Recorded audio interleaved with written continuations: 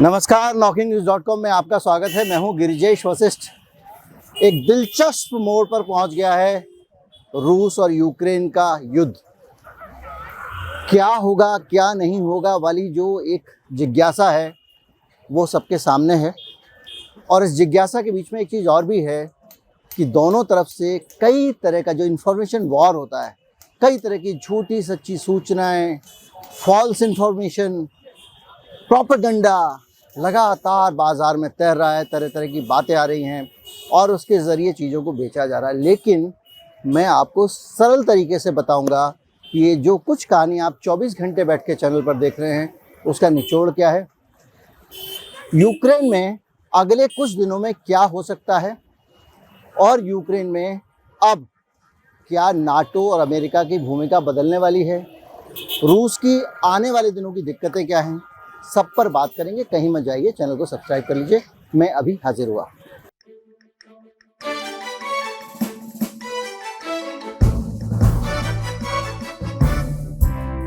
अगर आप इस चैनल को सपोर्ट करना चाहते हैं तो हमारा UPI ID डिस्क्रिप्शन में है, उसके ज़रिए आप हमको भुगतान कर सकते हैं। और एक हमारा बारकोड भी आपको स्क्रीन पर दिखाई देगा, उसके ज़रिए भी आप भुगतान कर सकते हैं।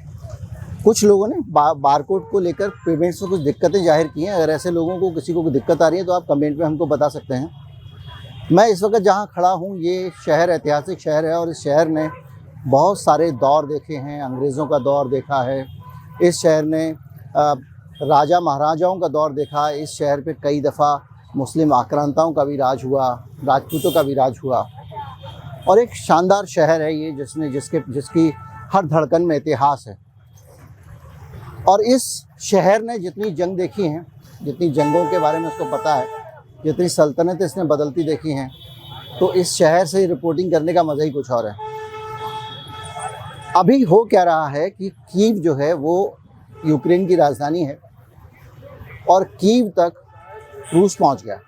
पहले मैं आपको और सरल तरीके से बताता हूं कि रूस की स्ट्रेटजी क्या थी। रूस ने देखा कि यूक्रेन जो है वो उसको यूक्रेन का मुकाबला करना होगा। यूक्रेन जो है वो उसको कैसे लड़ना है ये उसने एक प्लानिंग की, और उस प्लानिंग के तहत उसने सबसे पहला काम ये किया कि उसके यूक्रेन में घुसने की जो तकलीफ़ें हो सकती थी उनको दूर किया। यानी हवाई अड्डे उड़ा दो, हवाई जहाज़ उड़ा दो, एयरपोर्ट उड़ा दो। तो हवाई जहाज़ एयरपोर्ट वगैरह जब उड़ जाएंगे तो वहाँ से उनकी फ़्लाइट्स टेक ऑफ नहीं कर पाएंगी यूक्रेन की। तो यूक्रेन का एक हवाई पूरा का पूरा जो सुरक्षा तंत्र था उसको नष्ट कर दिया। इसके बाद में उन्होंने ढूंढ के, या कहें कि उनके पास पहले से जानकारी थी कि जो रूस के एयरक्राफ्ट को गिराने वाली मिसाइलें हैं और जो दूसरा तंत्र है, राडार हैं, उनको नष्ट कर दिया जाए। दोनों को नष्ट कर दिया। ये काम पहले दिन में रूस ने कर दिया। अब दूसरा काम था, वो था ज़मीनी लड़ाई का काम। तीनों तरफ से रूस ने अपनी सेनाओं को यूक्रेन के अंदर घुसाया और वो कामयाब भी हुआ, काफ़ी हद तक आगे बढ़ गया। और आगे बढ़ने के बाद अब मामला पहुंच गया है कीव पे।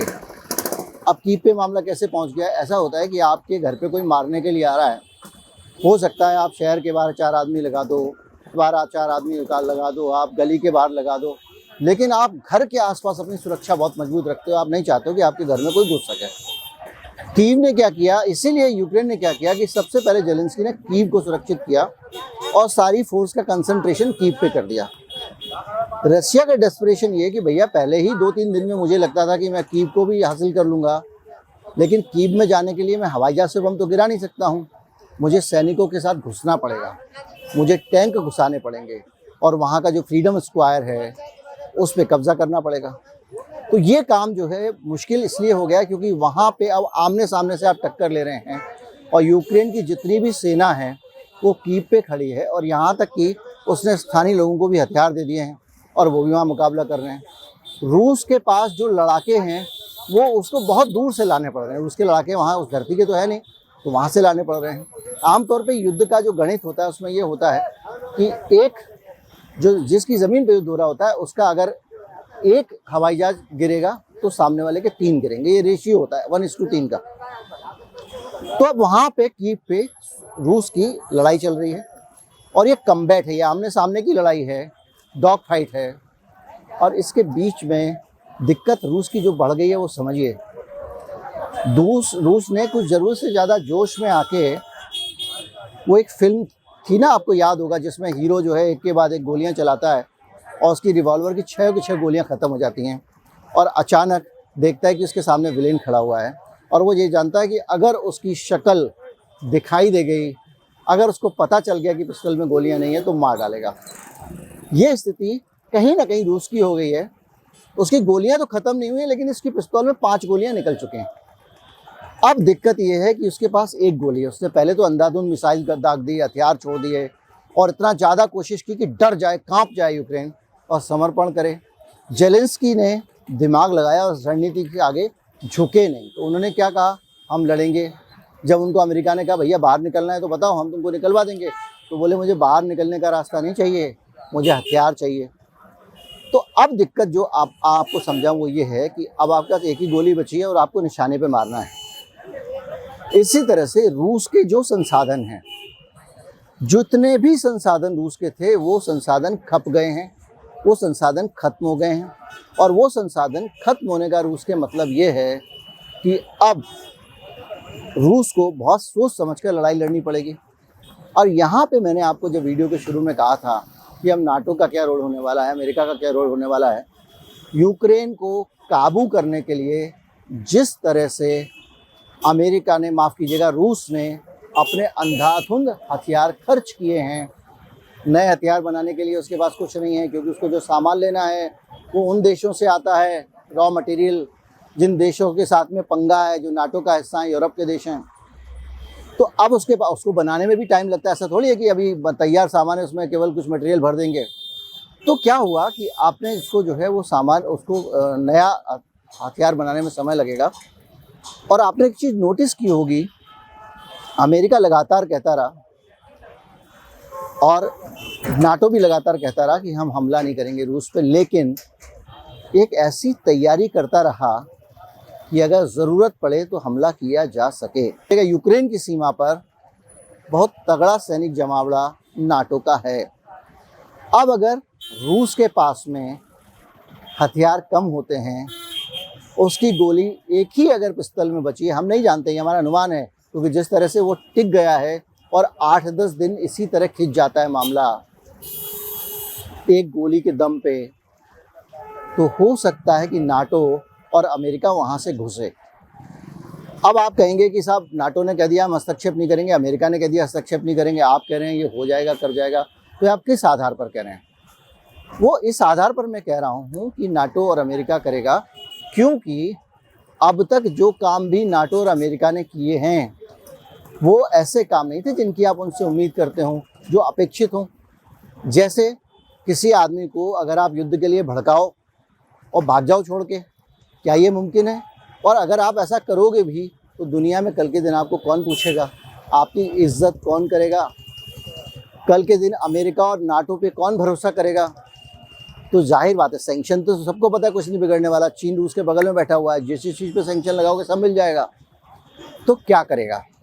अब बड़ा मसला ये है कि उसके पास करने के लिए, इज्जत बचाने के लिए यही रास्ता है कि ज़ेलेंस्की के समर्थन में वो कुछ हथियार, कुछ सैनिक भेज दे।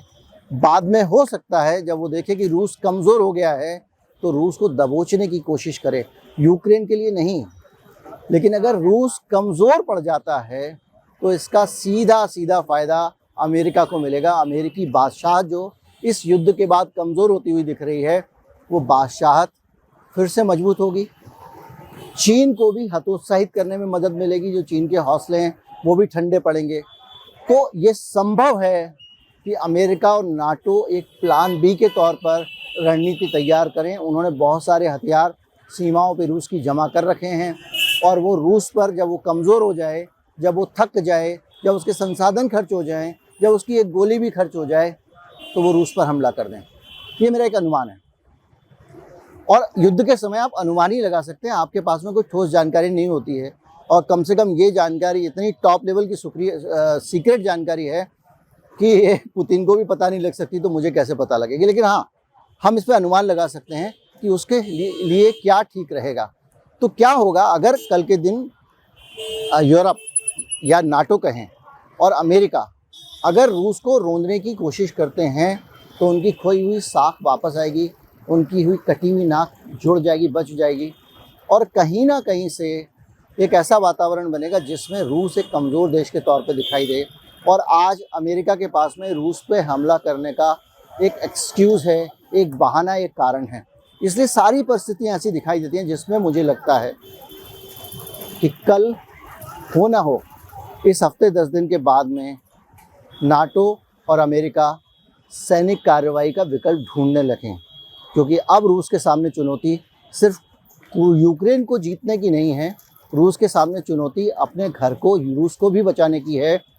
उसका डेस्परेशन बढ़ रहा है, उसके अनुकूल चीज़ें हो नहीं रही हैं, बहुत रेजिस्टेंस कीव में उसको मिल रहा है, और उस रेजिस्टेंस के बीच में उसको चिंता अपने घर की भी है कि लड़ाई करते करते दिन काफ़ी दिन हो गए, अपने घर जाना, अपना रूस भी देखना है। जो भी है, हालात जो अभी तक के दिखाई दे रहे हैं वो हैं। बाकी की बहुत सारी जानकारियां हैं, देखते रहिए। कौन सा विमान उड़ गया, किस बिल्डिंग पे गिर गया, बहुत सारे चैनल्स पे आपको मिलता जाएगा। उम्मीद करता हूँ वीडियो आपको अच्छा लगा होगा। अच्छा लगा हो तो ज़्यादा से ज़्यादा लोगों तक पहुँचाएँ, चैनल को सब्सक्राइब कर लें। नमस्कार,